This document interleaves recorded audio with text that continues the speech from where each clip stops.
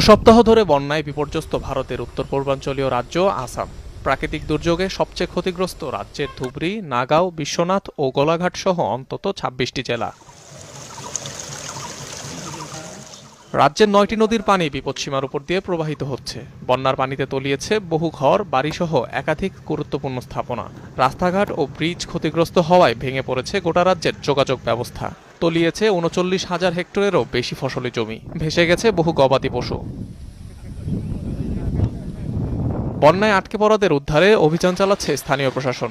নিরাপদ আশ্রয়ে সরিয়ে নেওয়া হয়েছে প্রায় ১৬ লাখ বাসিন্দাকে। বন্যা দুর্গতদের মাঝে ত্রাণ সহায়তা দিচ্ছে বেসরকারি বিভিন্ন সংস্থা ও এনজিও।